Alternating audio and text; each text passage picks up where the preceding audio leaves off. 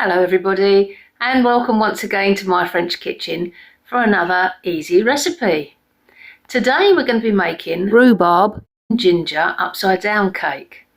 It's really easy and really delicious. It makes use of seasonal produce. So let's go take a look at what we're going to need.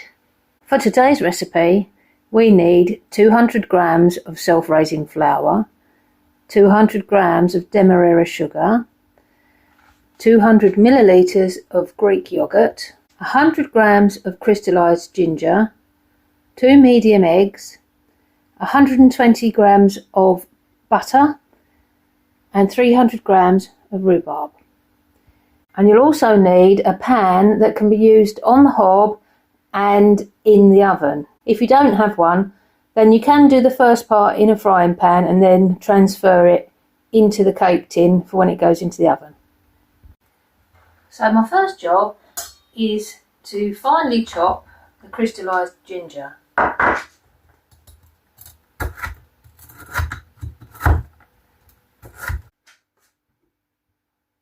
I'm still recording.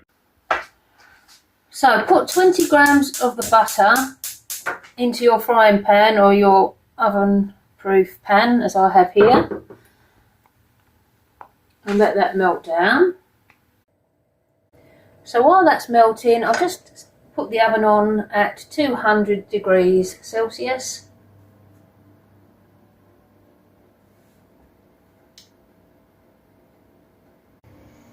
And now the butter's melting, so I'm going to put half the ginger in the butter and keep the other half to go in the cake batter. Just fry that off a little bit.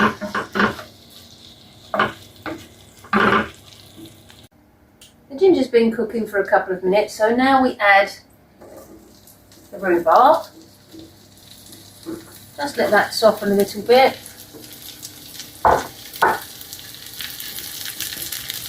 Spread it out.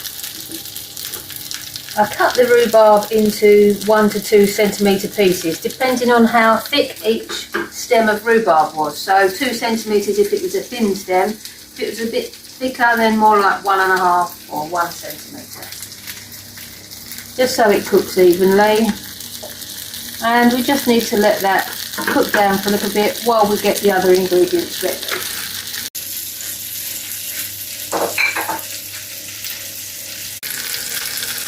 So now we just sieve the flour into a bowl.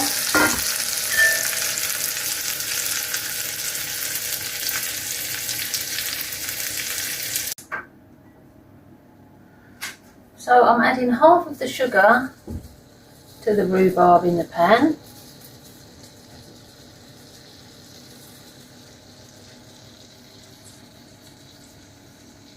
Half. And I've put the other 100 grams of butter on to melt. In the meantime, to the Greek yoghurt, I'm going to add the 2 eggs.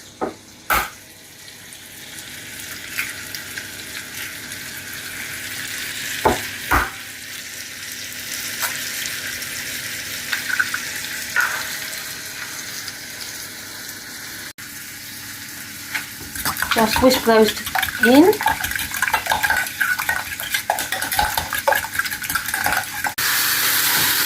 The rhubarb's starting to soften nicely now.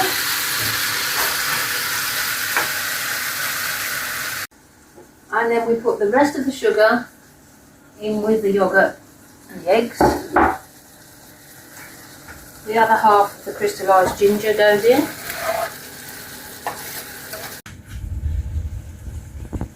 Give it all a nice mix.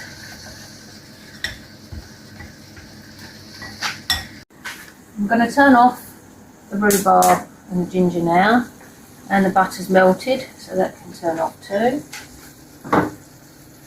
The melted butter goes in with the yoghurt and the egg.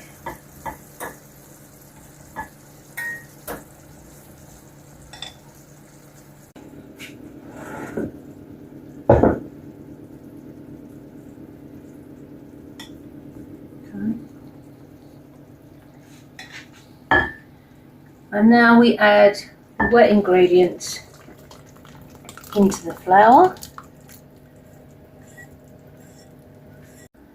and carefully fold that in.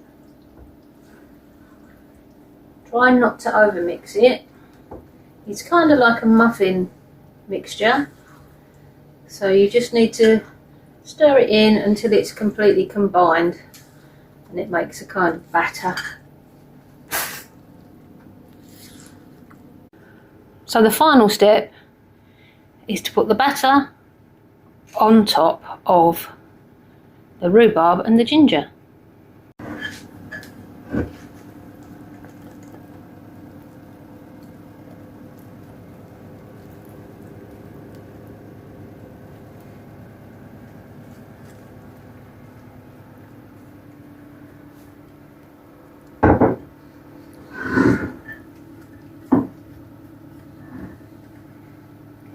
Out with the silicone spatula and then spread it across the top.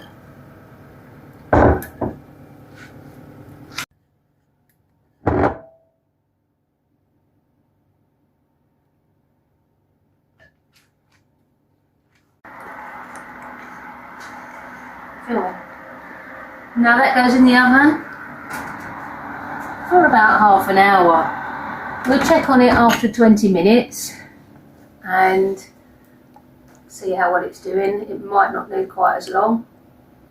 Well, I just took a peek at the cake and after 25 minutes it's ready, so I'm going to get it out of the oven. So that's the cake. I'm going to leave it to cool for 2 or 3 minutes, loosen around the edges, and then we'll turn it out onto a serving plate. So there's the finished upside down cake. All that remains now is for me to cut it. Looks delicious. Yeah, I hope it is. And we'll serve it with a nice scoop of vanilla ice cream. Oh yes, that would be lovely.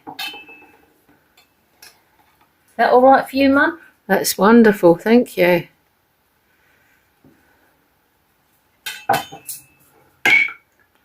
So I'll be your taster today. You will. That's nice. Very professional. Et voila. Lovely. Thank you very much. There you go, Mum. What do you think of that? It looks lovely. I'm really looking forward to trying this. This is a new one for me. Make a bit of ice cream with it. Yep, I've not made this recipe before. Yeah. You like it? Really delicious. Well, on that note, ladies and gentlemen, we'll say goodbye. Thanks for watching and we'll see you in the next video. Bye. Sorry, the ice cream was a bit cold. That's all right. This is real. Lovely.